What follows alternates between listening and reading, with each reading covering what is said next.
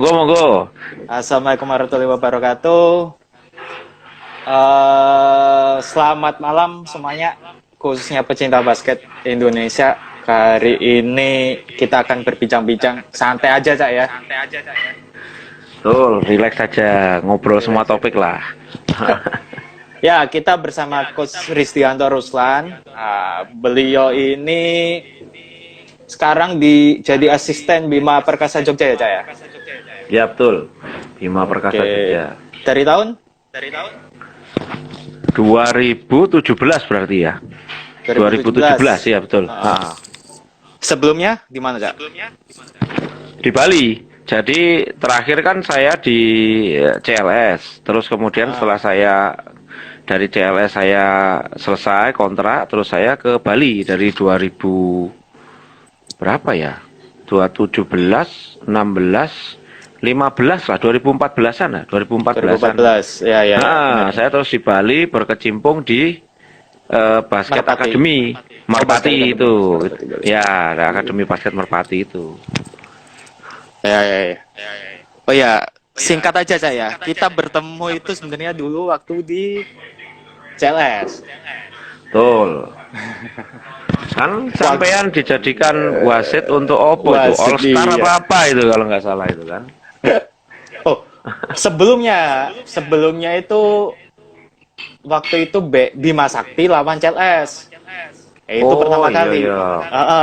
Nah, Sparring ya, habis Coach Bill ya. sparring. Bima Iya, Sakti masih Coach Bill ya. masih Coach Bill. Sparring, udah, tetetet. Terus yang All Star itu juga. Ah, sampai saya syuting itu tuh. Oh.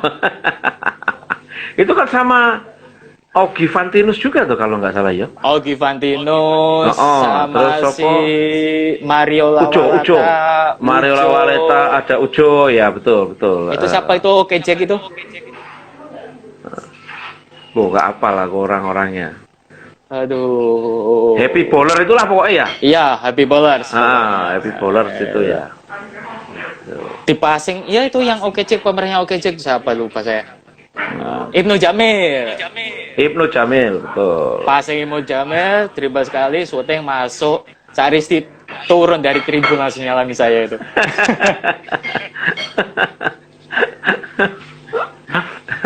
Ya, itu kan formatnya memang nyantai toh. Formatnya kan memang nyantai Iya, kan. Iya kan jadi Buyo, lebih interaktif nyantai. gitu loh. Oh, lebih interaktif kan.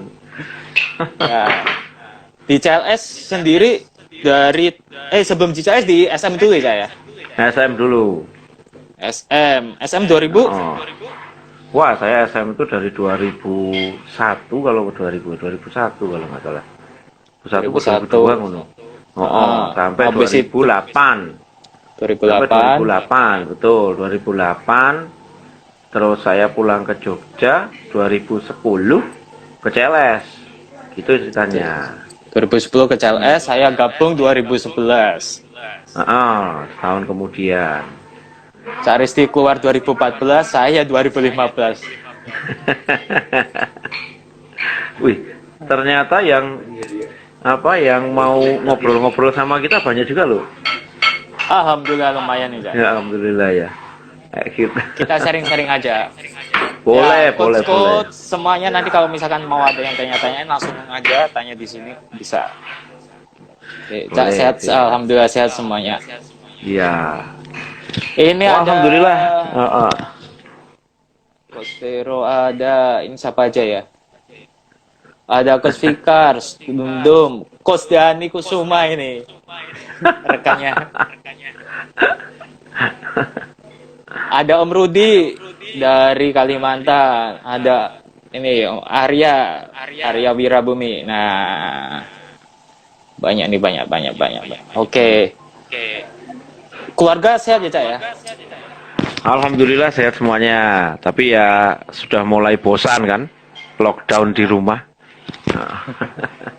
Oh ya, Cak.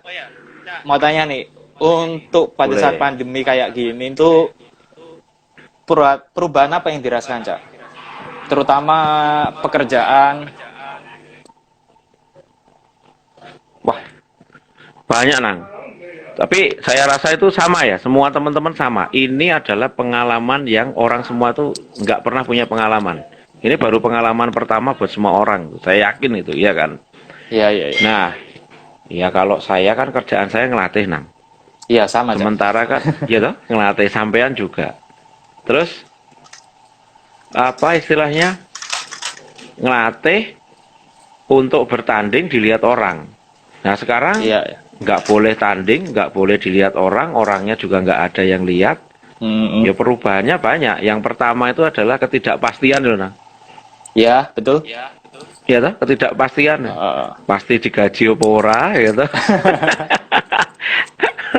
Alhamdulillah sih BPJ masih apa ya? Aman ya? Manajemennya, ownernya masih sangat komit ya. Tetap ada perubahan di sana sini, tapi luar biasa karena masih sangat komit. Cuman ya kita bisa, maksudnya bisa membayangkan bagaimana beratnya perjuangan owner dan manajemen untuk bisa menghidupi kita gitu Iya, loh iya, maksudnya kan. benar, benar, benar. Sementara buat kami-kami ini kan piye carane supaya apa ya, kita tetap bertanggung jawab terhadap profesi kita gitu loh nang.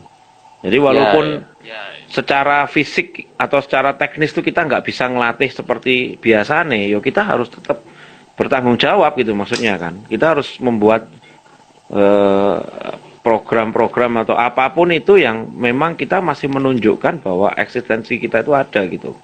Iya, Seperti iya. itu sih. Ya. Oke. Nah, terus untuk itu tadi kan dampak nih semua orang terutama olahraga sendiri. Nah, kalau dilihat nih sebelum adanya pandemi olahraga basket sendiri di Indonesia menurut Cak Risti gimana? Perkembangannya dari zaman dulu sampai sekarang.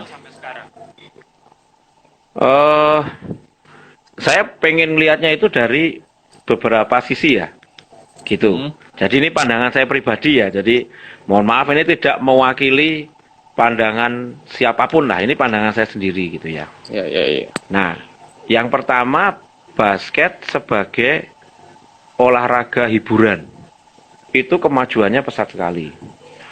Itu dari sudut kemasannya, dari sudut terobosan-terobosan apa supaya olahraga basketnya lebih menarik itu luar biasa kalau menurut saya. Iya, iya. Nah, bukan hanya di profesional level ya, tapi di Ya. sudut di tempat yang lain juga begitu. Maksudnya di level yang lain juga begitu. Misalnya level pelajar itu juga begitu, gitu.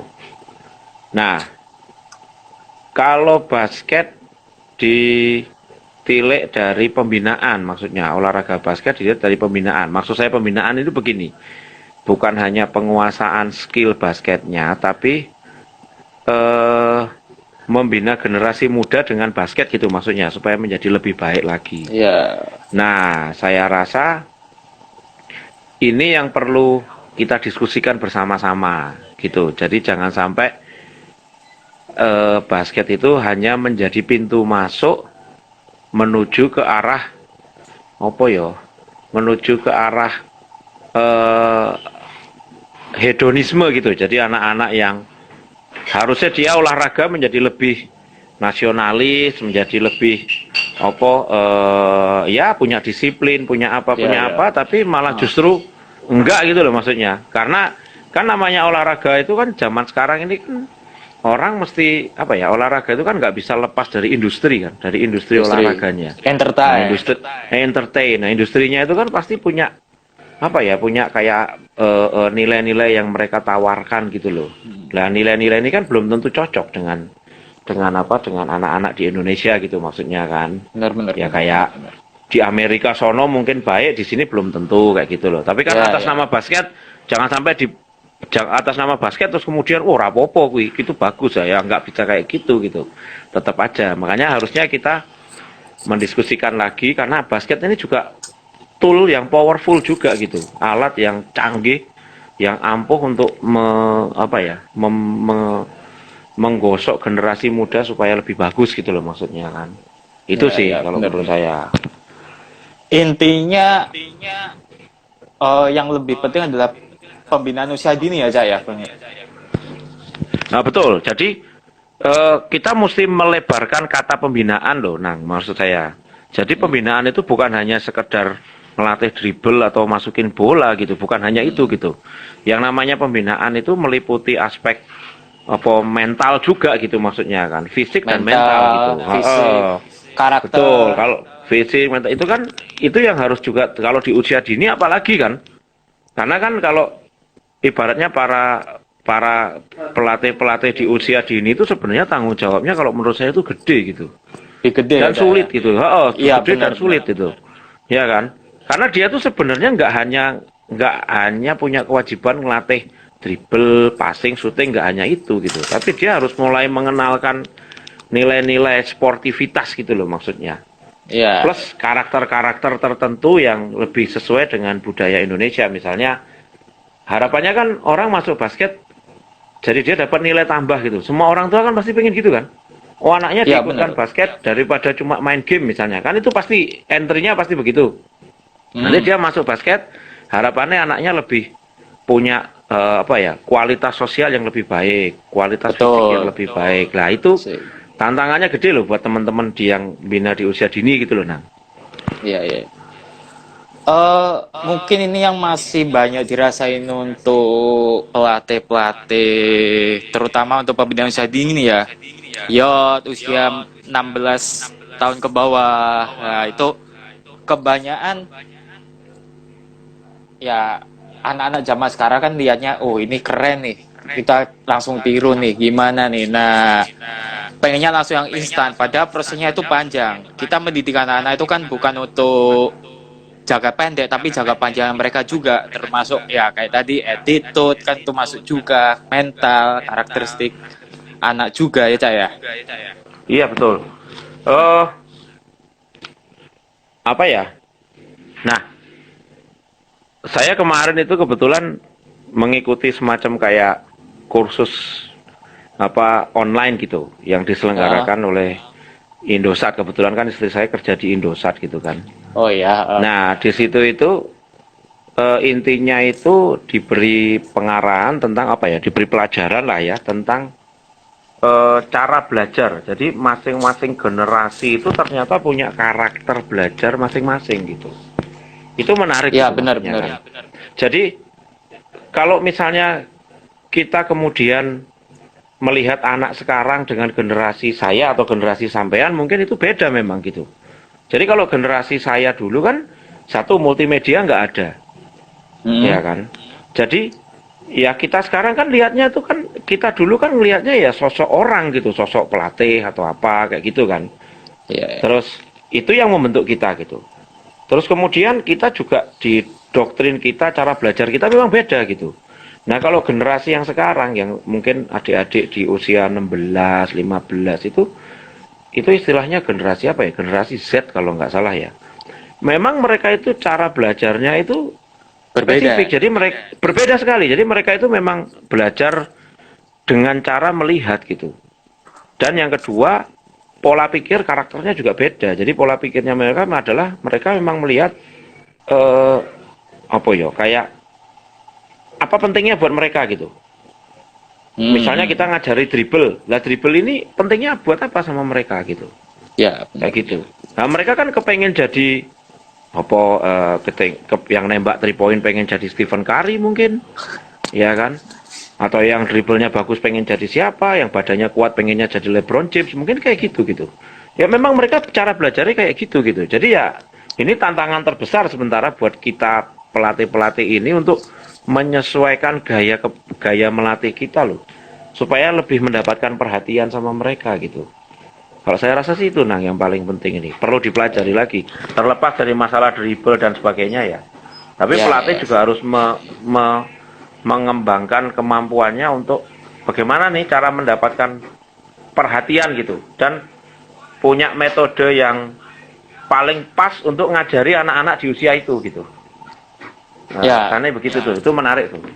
terus ini yang jadi banyak kendala juga di anak-anak, sebenarnya bukan di anak-anak sih, di orang tua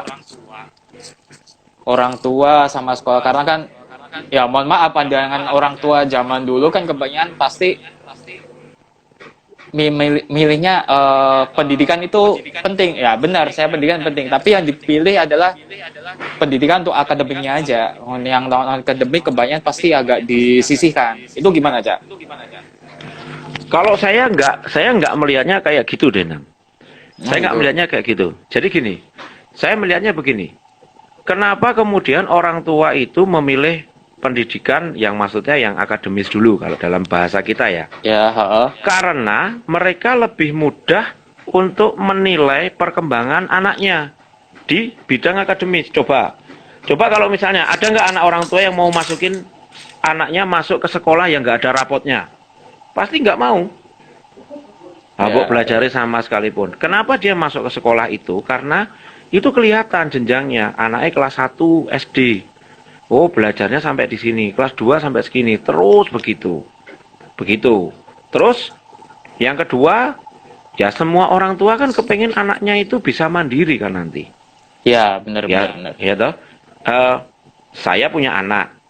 Harapan saya nanti ketika saya sudah nggak ada, anak saya itu bisa lebih daripada saya. Gitu. At least Hmm. dia tidak dia nggak menjadi beban buat orang lain. Dia bisa menghidupi dirinya sendiri gitu. Nah, orang tua zaman kita, zaman saya, itu kan belum kenal yang namanya olahraga profesional misalnya tuh ya. Ya, Taunya kan ya jadi dokter, jadi pegawai, kan begitu gitu kan maksudnya cuma kan. sekedar hobi aja saya. Senang aja Nah, udah kita nggak selesai. melihat begitu ya, karena memang dunianya belum begitu gitu. Nah, sekarang dunianya ada begitu. Nah, itu yang saya bilang tadi. Satu, itu termasuk tantangan bagi kita, para pelatih basket di usia dini, untuk bisa menunjukkan, ikut basket tuh ada nilai tambahnya. Nah, nilai tambahnya itu apa? Nah, itu yang menarik Ya, gitu loh. Cara nih ngomong apalagi sama orang tua gimana, ya kan? Terus benar benar benar benar. menunjukkan anak-anaknya ini ada peningkatan. Gimana? Karena kan zaman bapak saya dulu ya aku basket ya wis bapakku ya radong wis ngerti ngono. Karepmu ae, sing penting daripada saya nggak ngapa-ngapain, dia ngerti saya olahraga dia udah suka gitu loh maksudnya kan. Tapi Ya kan ya orang tua ya. sekarang beda. Anaknya latihan ditungguin. Apalagi kalau bapaknya pernah jadi main basket juga. Oh, dia akan Senang lebih ini. olahraga. Nah, Iya. lah kan kita sebagai pelatih basket, menurut saya kita nggak bisa melihat itu sebagai sebuah hambatan gitu. Tapi justru tantangannya tunjukin sama orang tua ini loh, latihan basket itu udah berkembang gitu kan. Terus anaknya ikut, progresnya itu gimana? Kalau Ya. mereka bisa nangkep, oh ya anak saya begitu ikut basket bisa begini, bisa begitu. Tak rasa stigma bahwa ini cuma olahraga atau apa itu lama-lama akan hilang gitu. Mungkin Lama-lama mereka kita akan mulai ngerti gitu. Ya, mungkin kita perlu kasih data ke orang tua juga ya, Cak, ya. Perkembangan anaknya seperti apa, kayak semacam rapot sekolah dan lain-lain gitu. Itu Wajib. bisa nunjukin. Nah, Kalau menurut saya itu wajib. wajib itu. Nah, Hmm. iya itu wajib gitu. Karena zaman sekarang itu kan orang ini kan apa ya? Apa ya? Zaman sekarang kan orang melihat melihat sesuatu yang lebih real gitu. Kayak gitu. Ya, benar. Maksudnya zaman dimana orang itu tertarik pada sesuatu yang lebih real. Orang udah nggak melihat sesuatu yang abstrak lagi. Oh, nanti kalau kamu begini kamu akan jadi anak baik. Itu udah nggak masuk. Di anaknya sendiri juga nggak masuk, Nang. Karena cara belajarnya beda gitu. Itu. Saya kasih contoh ya. Saya kasih contoh nih. Kalau anak dulu mungkin pembelajarannya begini. Anak-anak buka buku halaman A karena kita mau belajar sejarah. Kita ikut aja. Anak sekarang kita gituin, ayo kita belajar sejarah. Males mereka ngantuk, Nang. Tapi kalau misalnya apa namanya? Gurunya ngomong gini, besok kita akan belajar ya 5 cara untuk menjadi seperti Bung Karno. Mungkin mereka mantap gitu.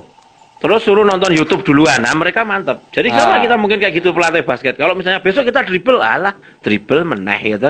Tapi kalau misalnya kita ngomong sama anak-anak, besok kita latih tips trik nembak 3 point kayak Stephen Curry ya. Mungkin mereka Steve akan Curry. semangat besok datang lagi latihan. Oh.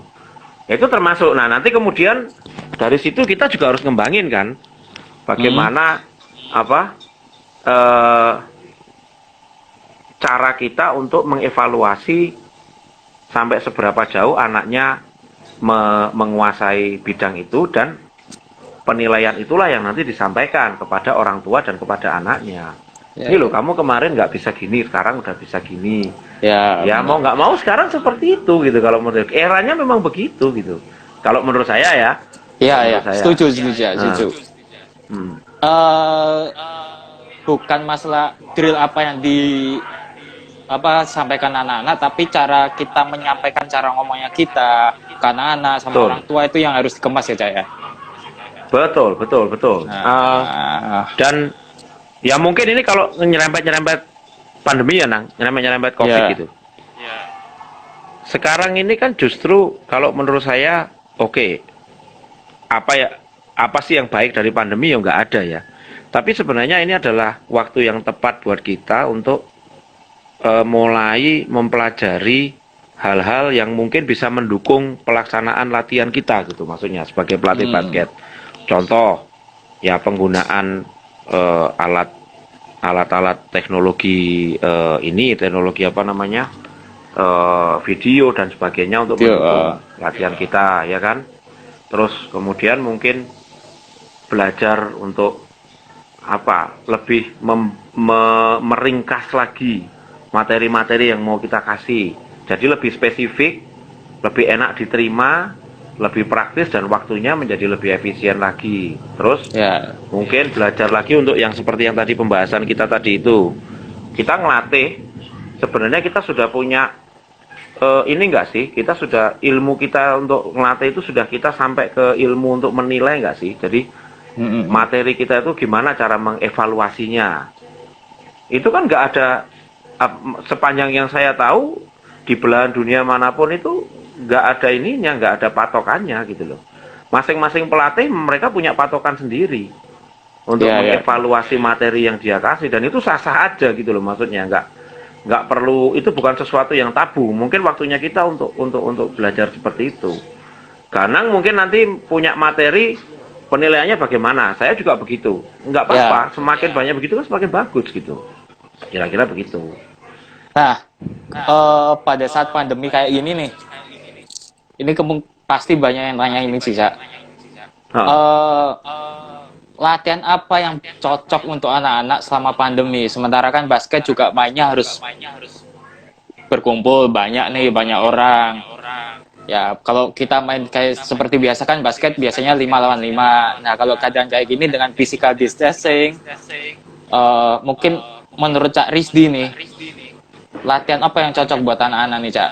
Oh iya, sebelumnya saya mau kasih tahu sama teman-teman, Cak Rizdi ini dulunya pernah jadi dosen di UGM, bener ya, Cak ya? belum jadi dosen, Oh, pernah belum, ngelatih di belum. UGM. Oh, pernah ngelatih ya.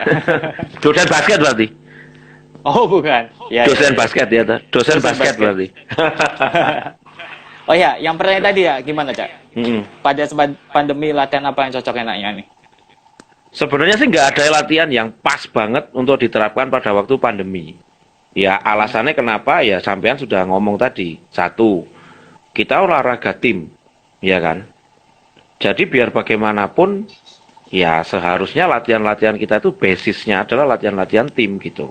Tim, ya Tapi benar. kan nggak mungkin, ya kan? Tapi kan nggak mungkin. Satu. Yang kedua, tidak semua dari anak-anak didik kita itu dikaruniai oleh kondisi yang ideal.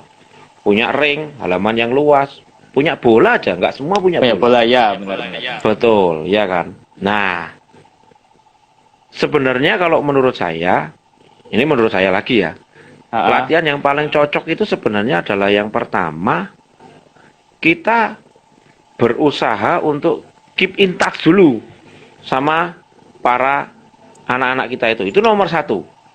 Jadi bukan masalah basketnya, tapi kita keep in touch sama mereka.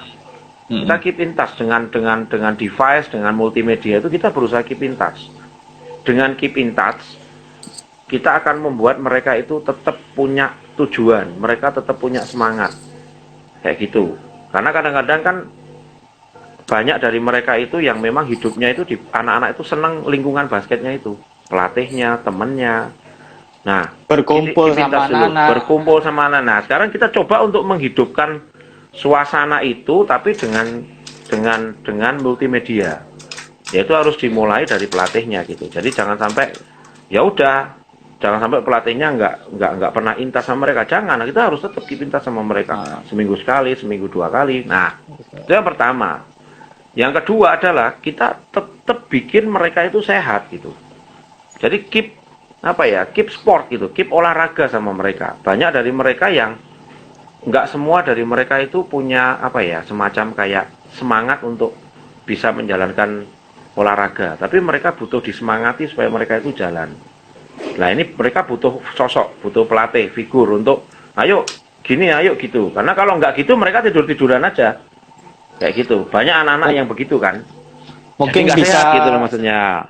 Bisa kasih sport, kita kasih ke anak-anak. Mungkin kalau misalnya kita punya sesuatu barang atau apa, mungkin kita bisa kasih reward ke anak-anak yang misalkan berhasil ngelakuin dengan baik atau apa. Nah gitu. jadi kalau itu rewardnya. Nah, kita kan kalau dengan begitu kan ada ini kan, ada rasa tetap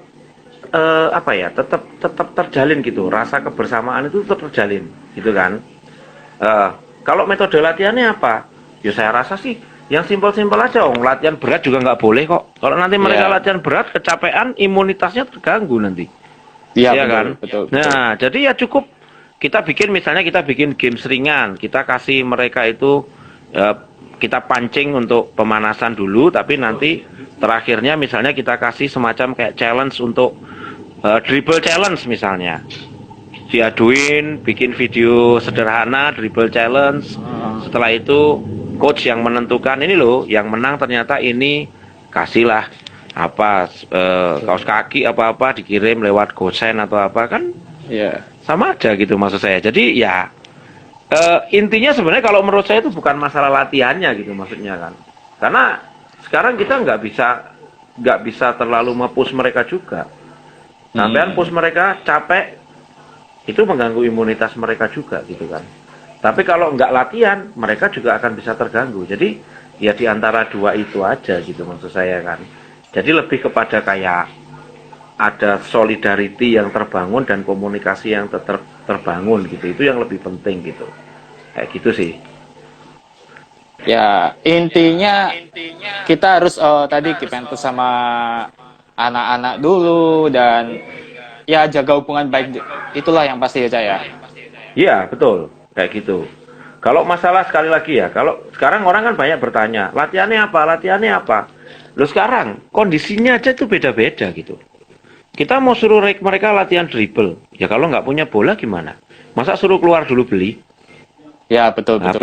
PSBB kan nggak boleh beli gitu kan, nggak boleh keluar. Tapi tanya ngapain? Nah kayak gitu. Jadi kan paling ya ujung-ujungnya sekarang tinggal gerakan-gerakan conditioning ringan, ya conditioning. Kan? Iya, yang semua bisa bisa melakukan conditioning ringan. Mungkin para coach sekarang mengeksplor lagi gerakan-gerakan conditioningnya, bukan hanya yang itu aja gitu maksudnya kan. Misalnya conditioning pakai tembok atau pakai alat-alat di sekitarnya kayak gitu. Lah ini waktunya gitu. Terus masing-masing coach kan udah punya juga pengetahuan tentang pengetahuan tentang kondisi anak-anak latihnya gitu maksudnya kan. Iya, benar. Nah, kondisi anak latihnya. Betul. Misalnya Ganang ngelatih punya 2 sekolahan, yang satu SD negeri. Ya, saya bukan bermaksud bilang SD negeri itu kurang bagus, tapi variasi pola ekonomi ini kan beda-beda kalau SD negeri. Ekonomi kayak beda. Gitu. Nah, betul. Kalau misalnya kemudian Ganang salah satu kemudian SD swasta favorit. Ya mungkin di swasta favorit bolehlah dribble challenge, semua pasti punya bola ya kan. Halaman rumahnya pasti luas gitu. Tapi SD negeri mungkin kita harus lebih variatif lagi gitu maksudnya kan. Kayak gitu, kira-kira seperti itu. Tidak semuanya itu misalkan fasilitas untuk ya anggap aja kita simpel-simpelan sih Kak. HP kuota kadang-kadang juga nggak ada. Mereka kadang juga jarang ini HP itu aja sih. Nah, betul. Nah itu apa ya? Terlepas dari masalah hingar-bingarnya, pakai Zoom, pakai ini, pakai itu. Nah ini yang harus juga dipertimbangkan oleh para pelatih, gitu maksudnya kan. Nanti kalau misalnya, wah pelatih, ayo kita zoom muridnya 15 misalnya, ayo kita zoom ya dribble challenge. Ya yang bisa begitu ternyata cuma 8 orang gitu. Lah terus yang 7 orang kan apa nggak malah merasa tersisih gitu maksudnya kan. Iya, iya benar. Nah ini yang harus dipikirkan supaya mereka semua terangkul gitu, keep in touch sama mereka gitu. Ya, apa ya namanya? Berarti ya juga fasilitas anak-anak sendiri kan juga sangat mendukung di sini aja ya. Betul, betul, betul. Fasilitasnya harus dipertimbangkan gitu maksudnya kan. Nah, kalau dari sudut itu berarti benang merahnya apa? Ya benang merahnya satu, pengetahuan dari pelatih terhadap kondisi anak buahnya itu penting. Daya dukung anak buahnya terhadap program pelatihnya itu seperti apa. Dan yang kedua ya menciptakan program-program latihan yang lebih bisa diterima semuanya gitu maksudnya kan. Sesuai sikon lah kayak gitu. Yeah. Nah, misalnya kita mau challenge conditioning. Terus kalau misalnya kita COVID-nya udah sebulan nih, seminggu sekali kita ketemu, mosok 4 minggu challenge conditioningnya sama aja, push up bentuknya sama, kan ya nggak lucu gitu. Nah itu yang saya bilang kan tadi, berarti kan pelatihnya harus mengeksplor ilmu conditioningnya sekarang. Ini waktunya gitu maksudnya. Ada nggak sih conditioning yang selain itu gitu, yang bentuk, yang gerakannya itu beda banget, tapi tujuannya sama. Itu kan lebih menantang gitu. Ini apalagi waktunya, sekarang gitu, maksud saya. era digital, terus kita mau cari-cari contoh juga banyak aja ya, YouTube Banyak, bisa, banyak banget, iya, bisa. harus bisa gitu maksudnya kan. Ini udah bukan kayak zaman dulu saya pertama mulai basket itu loh, Nang. Kalau Nah, saya pertama mulai basket dulu itu kan, ya sumbernya ya cuma pelatihnya itu, temen-temennya. Nah, kebetulan saya dulu pernah latihan di klub yang namanya Halim. Ya kalau di Halim, karena kebetulan Halim itu punya apa ya, jaringan internasional ya. Saya beruntung jadi punya. Oh, saya pernah lihat orang Amerika main basket, orang apa. Tapi kan nggak semua seberuntung itu. Kayak gitu, ya, ya. zaman dulu ya. Tapi sekarang nonton YouTube, semua orang bisa nonton YouTube, Nang, gitu loh maksudnya. Ya enggak? Iya, Mau iya. lihat teknik apa di YouTube itu bisa gitu maksudnya kan. Itu. Tantangannya seperti itu sih kalau menurut saya. Lebih mudah sebenarnya Cak ya harusnya ya. Harusnya begitu, lebih mudah gitu loh. Murid-murid apa anak didik kita sekarang, anak latih kita sekarang kan lebih pinter-pinter. Karena mereka nggak butuh Iya, pelatih sebenarnya. Makanya kan pelatih sekarang itu harus apa ya? Coach itu juga apa ya? Sebuah pekerjaan yang menurut saya juga berevolusi juga gitu. Coach coach zaman 15 tahun yang lalu dengan coach yang sekarang tupoksinya pasti beda gitu. Beda. Memerankan peranannya juga beda gitu. Kayak gitu sih kalau menurut saya. Tantangannya Ya, dia sekarang kan gini. Enggak seperti itu ya. Tantangannya begini, sampean mau jadi apa gitu maksudnya. Terus mereka misalnya mereka mau belajar kayak Kyrie Irving misalnya dribble apa segala macam gitu kan, maksudnya mereka begitu. Lah, kita coachnya, kita tahu kita nggak kayak Kyrie Irving gitu loh. Iya, iya. Iya kan, kita nggak punya skill kayak Kyrie Irving. Nah, sekarang bagaimana kita itu bisa mengisi celah antara coach yang virtual yang ada di YouTube, mereka bisa belajar, nonton sendiri, nyoba sendiri. Lah, terus kita harus mampu untuk mengisi celah itu gitu loh. Kita nggak bisa lagi memposisikan diri sebagai pelatih yang serba tahu semuanya gitu loh. Kan enggak gitu. Sekarang ada YouTube gitu. Seperti itu. Kayak gitu. Ya kita harus memposisikan dulu kita jadi pelatih yang seperti apa nih. Bagian mana yang kita harus masuk, bagian mana yang harus kita perbaiki. Jadi Ya, ya. akhirnya at the end anak-anak didik kita itu tahu bahwa oh iya, saya bisa nonton YouTube, saya bisa nonton apa saja, tapi saya tetap butuh pelatih gitu. Kenapa? Lah ini pertanyaan yang harus bisa dijawab gitu loh maksudnya, Mas. Kayak gitu. Pelatih. Kira-kira gitu. Ya, kita butuh pelatih pastilah. Anak-anak harusnya Iya. kayak guru pelatih kita untuk membimbing mereka. Yang jelas ya Cak ya. Iya. Ngarahin lah paling enggak. Oke lah. Ini misalkan kebanyakan anak-anak kan pasti kalau nonton YouTube, oh ini keren nih. Mereka langsung Tuh. lakuin cara yang misalkan instan dribble kayak Kyrie Irving lah. Tapi mereka juga nggak tahu sebelumnya Kyrie Irving tuh bisa kayak gitu, latihannya kayak apa dulu. Ya, Nah, itu yang harus kita arahin ke anak-anak. betul, betul. Nah, ini tadi. Gitu. Betul, ini tadi. Nah, ini balik ke omongan kita tadi, nah. Kalau zaman saya latihan dulu, tinggal, ayo latihan dribble. A, B, C, step-stepnya kayak begini. Ya harus ngikutin, gitu. Tapi masalahnya sekarang generasi Z yang kita latih, nggak begitu. Nah, berarti pelatihnya kan harus dituntut untuk menjabarkan step-step dribble Step-stepnya, Kyrie betul. Irving itu tadi dengan lebih baik. Itu yang harus disampaikan. Jadi Ya. pelatihnya dituntut untuk meriset juga.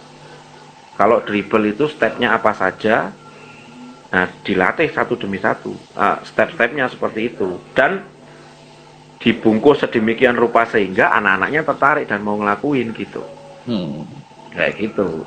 Seperti itu tantangannya pelatih dari masing-masing generasi pasti begitu, kayak gitu. Oke.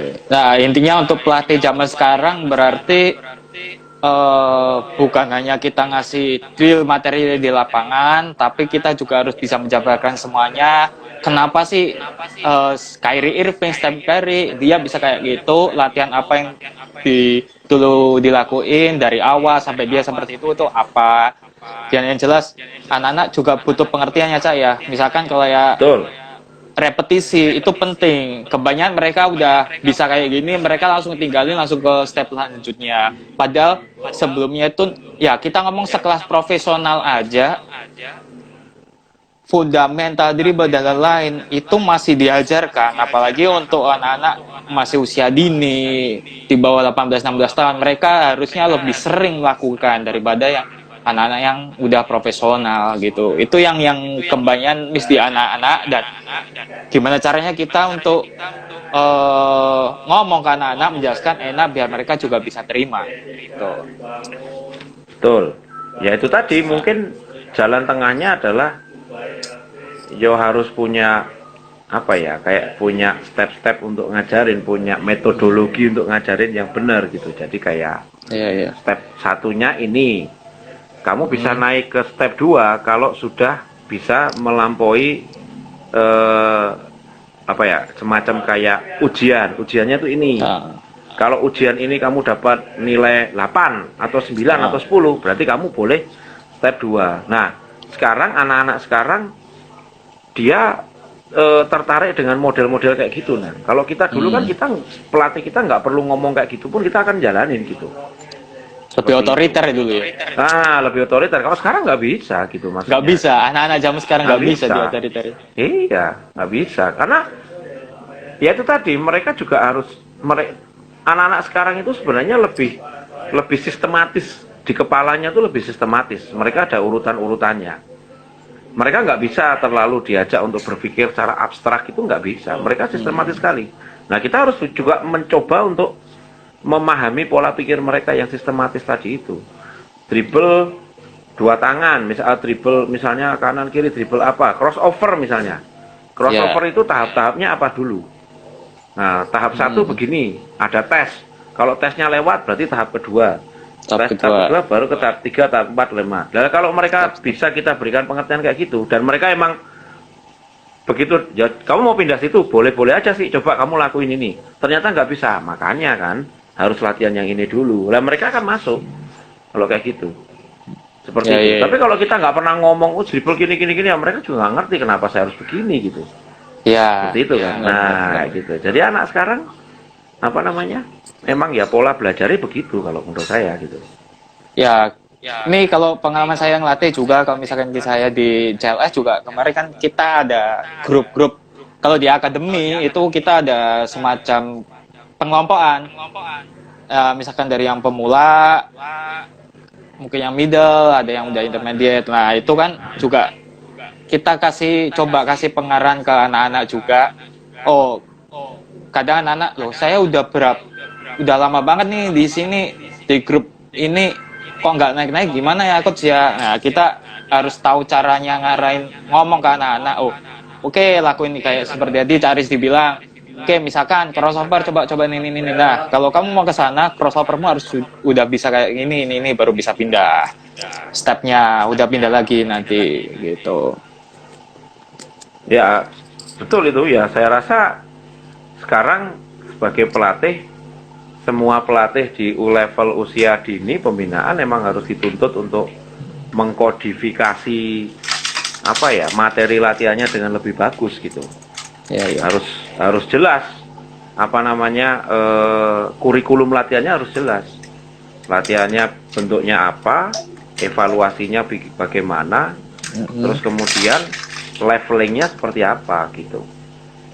Terus di total kalau sekian, ini untuk mencapai level ini berarti sekian bulan, mencapai level ini sekian bulan, itu sekian bulan gitu. Karena ya itu tadi, anaknya juga tahu target. Anak sekarang itu dari sekolah sudah dituntut dengan target-target, jadi mereka udah terbiasa dengan targetin. Kalau nggak ditarget malah nggak bisa. Yang kedua, orang tuanya butuh butuh apa ya, butuh Semacam rapor. laporan tentang semacam rapor, dan mereka juga butuh mereka untuk jenjang-jenjang ini gitu. Kalau menurut saya itu penting. Itu tantangan pelatih sekarang ya. Kalau zaman dulu mungkin nggak perlu, datang wis terserah pelatih lah kayak gitu kan, nggak ada yang nanyain juga gitu kan ya. Kalau sekarang nggak bisa gitu, kalau menurut saya itu Ya, apalagi ya orang tua zaman sekarang anaknya latihan, apalagi yang masih kecil-kecil SD, SMP itu kebanyakan masih ditungguin. betul. Mereka soalnya senang juga, dan mereka juga pasti akan nanya, coach kok bisa kayak gini, gimana. Nah, itu biasanya minta bantuan kayak gitu sih. Banyak banget. Nah, mungkin buat teman-teman di sini yang mau tanya-tanya juga silakan. Jadi udah ada nanya. Langsung aja ya, mungkin ada yang tanya. Boleh, monggo. Oke. Ini ada pertanyaan nih, Cak. Dari Mas Gangsar, Coach Gangsar, Aji Pangestu. Kadang-kadang orang tua juga jadi pelatih, Coach. Cara mengatasinya gimana? Soalnya tipe orang tua seperti itu.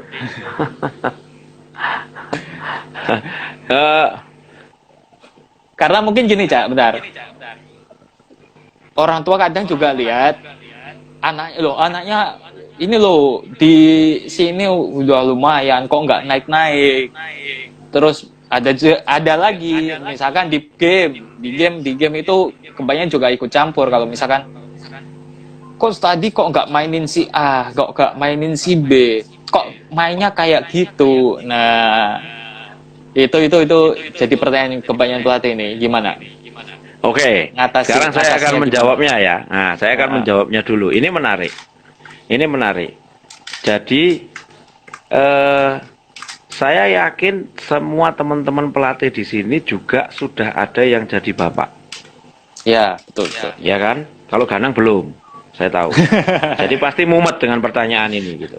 Tapi kalau kalau yang jadi bapak pasti ngerti kenapa seperti itu. Semua orang tua kan pengen anaknya kelihatan baik gitu loh. Semua orang tua pengen anaknya itu mendapatkan perhatian lebih. Bener enggak? Kayak gitu. Betul. Nah, di sini ini sebenarnya yang menjadi tantangan kita gitu maksudnya. Ingat yang tadi pertanyaannya. Jadi yang nomor satu, yang perlu dilatih itu sebenarnya bukan hanya anaknya tapi orang tuanya juga. Tapi latihannya beda. Kalau anaknya itu kan latihan gerakan-gerakannya, skillnya gitu. Ya. Kalau orang tuanya itu dilatih untuk mengerti tentang arah latihannya, kayak gitu. Jadi ya contoh saya dulu ini sedikit sharing. Kalau di Merpati saya biasa bikin semacam kayak apa ya, gathering gitu dengan orang tua gitu, pertemuan dengan orang tua sesuai dengan kelompok umurnya gitu. Jadi karena orang tua juga sibuk kan, kalau nanti terlalu intens juga mereka juga bosen gitu maksudnya kan. Tapi biasanya kalau pernah kalau misalnya yang usia yang mungkin belasan tahun gitu ya, SMP gitu, ketemuan dengan orang tuanya itu mungkin 6 bulan sekali sudah cukup gitu. Tapi di situ dijelaskan tentang arah pembinaannya itu mau kemana gitu. Step-stepnya seperti apa, arahnya mau kemana. Nah di situ biasanya orang tua akan mulai bertanya dan sebagainya. Tapi di SD orang tua itu kan lebih banyak nungguin anaknya. Itu mungkin kita bisa bikin kayak semacam gathering-gathering mendadak begitu. Kalau saya itu dulu di Merpati bikin 3 bulanan, cuman sebenarnya kalau di SD itu lebih intens karena orang tuanya nungguin toh. Jadi kalau Nungguin saya ya, betul merasa betul. memang butuh ngobrol sama mereka ya udah langsungan aja bikin gitu maksudnya kan kayak gitu. Nah, Ya ya. jadi seperti itu. Itu yang saya bilang dengan orang tua juga perlu dilatih. Nah, di forum seperti inilah para pelatih itu menyampaikan tentang eh, sebaiknya sebagai orang tua adatnya kalau nunggu latihan itu kayak apa dan alasannya kenapa kayak gitu. Jadi kita juga harus bisa menjelaskan sama Bentar orang ya, bentar, tua Cak. gitu maksudnya. Monggo monggo. Ada Mas Wahyu ini, Cak. Mas Cacing nih. Coach Cacing. Wah itu. Selamat Apa malam kabar, coach Coach? coach cacing. Nah, Tadi saya ditanya, Cak. oh. Nang, kalau saya Di join, dapat hadiah apa nih? bebek bilang begitu. Hadiahnya Coba cus bebek. saja ke Surabaya, kita coba cus bareng. Ah, itu boleh itu. Hadiahnya bebek gitu. Kalau ke Jogja juga nanti saya temenin dia ke Gunung Kidul gitu. Beli nasi merah gitu. Tuh, Coach Cacing tuh. Ingat tuh. Oke, jadi balik saya lagi, lanjut. balik lagi. Ya, saya lanjut. Jadi itu kita nggak, kalau menurut saya dulu lumayan apa ya, lumayan efektif cara itu. Jadi ada pertemuan berkala, di situ orang tua juga ada kesempatan untuk apa ya, ngasih input ke kita. Kita juga memberikan input juga ke orang tua gitu. Ini loh harapan kita kalau latihan tuh kayak gini. Ya bapak jangan nanya-nanya dulu, nanti kalau udah selesai baru nanya. Nah misalnya kayak gitu. Nah, Itu akan lebih menarik buat mereka gitu maksudnya. Seperti itu. betul. Kadang-kadang sekarang kejadiannya adalah kita nggak pernah memberikan informasi buat mereka. Ya. Kayak gitu. Itu yang membuat mereka jadi terus ya bertindak seenaknya ya kayak gitu. Ya, betul, Oke. betul, betul. Terus kemudian kalau di game, ini yang paling sering misalnya orang tua di Oke. game. Orang tua kan pasti kepengen lihat anaknya main tuh. Iya Ya. kan? Nah, kepengen melihat anaknya main. Ini tricky. Ini sebenarnya persoalan yang lebih rumit gitu kalau menurut saya gitu. Eh, kita semua mesti satu visi dulu tentang masalah ini gitu.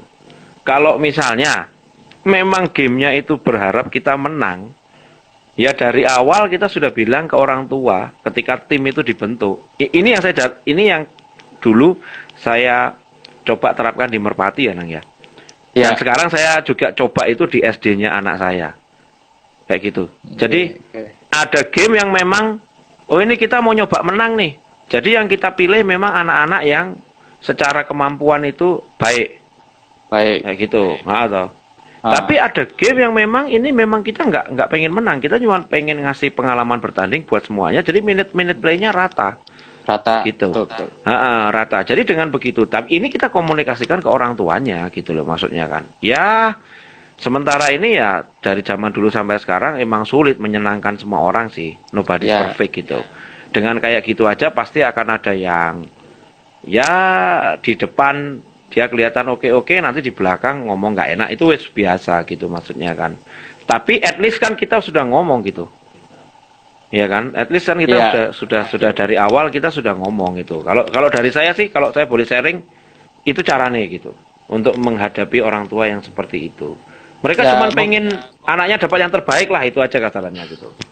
mungkin pada saat awal kita masuk, misalkan kita ke klub atau ke sekolah, kita ajak ngobrol dulu. Pertama Harus. dari anak-anaknya, kemudian dari sama orang tuanya, nanti tujuannya kemana sih, ini.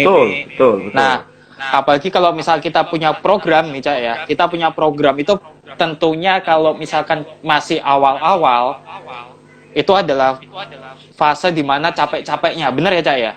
Betul.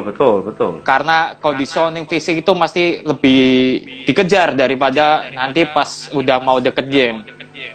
Nah, tinggal tergantung nanti targetnya, misalnya kita targetnya 6 bulan, kalau misalkan anak-anak sekolah SMP SMA kan misalkan DBL nih, kita target 6 bulan misalkan, mungkin bulan pertama kita masih agak ngejar untuk fundamental sama fisiknya, pasti akan terasa capek banget. Nah pada saat itu kan nanti kita akan ada ikut pasti misal sparring atau pertandingan juga, event-event kecil sebelum masuk ke misalkan DBL kayak gitu. nanti pasti akan ngerasain anaknya itu kayak pas dilihat di game, kok anak-anak ini kayaknya berat banget ya jalannya, coach gimana? Ya kalau misalnya kita sesuai sama program, emang puasanya masih berat, jadi pasti di game pasti apa ya? Karena belum masuk speed, agility, pasti ya agak susah untuk ngejar gitu loh. Itu yang harus kita sampaikan ke orang tua juga. Sama mungkin kita bisa bikin rules di Cak. Misalkan sama orang tua nih, kita bikin rules. Oke, kalau misalkan di rumah anak ini ya sama orang tua, tapi kalau di lapangan ini jadi tanggung jawab saya, bisa. Jadi kalau misalkan ada apa-apa, tolong ya udah ini urusannya pelatih. Atau mungkin ada satu orang koordinator orang tua bisa menyampaikan kalau misalkan ada keluh kesah ke pelatih, satu orang aja menyampaikan biar lebih enak untuk urusnya gitu ya, Caya. Betul. Nah, ini saya punya, kamu nyinggung-nyinggung tentang rules nih. Ini kita lagi ngomongin hal yang sama. Saya punya cerita lucu nih sebenarnya. Tapi ini ada hubungannya dengan pembicaraan kita tadi tentang karakter gitu ya. Ya. Nah, suatu saat saya pakai contoh Merpati lagi. Tim Merpati itu bertanding ke salah satu event. Kalau nggak salah ke Surabaya atau mana gitu, saya lupa. Nah, tapi memang di event itu dari awal kita memang sudah sepakat, pelatih, manajemen, dengan para orang tua sudah kita info bahwa kita itu cari pengalaman bertanding gitu maksudnya kan. Nah, sudah diomongin tuh segala sesuatu tentang masalah apa yang akan terjadi di lapangan, terus kemudian kalau nanti penekanan-penekanan dan SOP-SOP yang akan terjadi, misalnya kalau anaknya jatuh, siapa yang harus ini, kita udah ngomong, semuanya tuh udah ngomong gitu maksudnya kan dari awal. Nah, yang paling lucu adalah karena kita pengen supaya anak-anak lebih sehat lagi, kita bikin rules sama anak-anak. Kalau makan, kalau makan, kita berusaha untuk bikin menu yang ada sayurnya. Nah, tapi sayur itu harus dimakan. Jadi setiap selesai makan, pelatih akan periksa piringnya masih ada sayurnya nggak. Kalau sayurnya nggak dimakan, berarti dia akan mainnya paling sedikit. Itu aturan. Kebanyakan anak zaman sekarang nggak suka sayur. Nggak suka sayur. Nah, itu lumayan. Walaupun ternyata setelah selesai, kita evaluasi kan udah selesai gamenya. Menang cuman sekali, menang sama 2 kali, tapi orang tua happy banget dengan kondisi itu. Karena mereka merasa bahwa anaknya itu ketika pulang bertanding, memang ada manfaat yang didapat gitu. Yang dulunya kolokan, mau tidur sendiri nggak berani, sekarang berani. Mandi lebih teratur, lebih berani lagi. Makan pakai sayur. Udah oke gitu maksudnya. Ada juga yang setelah kita evaluasi ternyata ngaku bahwa sayurnya itu cuma ditransfer aja ke temennya gitu. Supaya nggak ketahuan, tutupi gitu. Ya itu suka dukanya. Tapi maksud saya itu kembali ke yang awal-awal tadi kita ngobrol loh. Kita ngelatih basket kan kalau di usia itu bukan hanya sekedar masalah ngajarin mereka untuk bisa bermain basket gitu ya. Tapi kita harus juga bisa menggunakan basket itu sebagai powerful tool gitu. Alat yang powerful supaya membuat mereka tuh menjadi generasi anak-anak yang lebih baik gitu maksudnya kan. Ya, ikut betul. Basket ya harus lebih baik daripada yang nggak ikut dong gitu loh maksudnya. Oke. Cak, maaf Cak. Boleh. Ini kok di saya ada remaining itu, tinggal 1 menitan kurang. Siap. Gini, untuk pelatih-pelatih, kita nanti akan ada sesi berikutnya lagi. Untuk sesi sekarang mungkin cukup sekian. Nanti kita, karena waktunya juga nggak cukup, ini udah malam. Kita akan siap-siap juga nanti yang mau sahur juga, teman-teman. Untuk Coach Aceng, ajak makan ya. Nah, nanti kita ajak, Cak. Tenang aja. Janji surga katanya. Oke. Terima kasih, Cak. Terima kasih sebelumnya ya. Nanti kita kontak-kontak lagi, kapan kita akan janjian lagi. Siap. Terima kasih teman-teman semuanya yang sudah punya waktu untuk dengerin saya ngobrol-ngobrol sama Mas Ganang ini.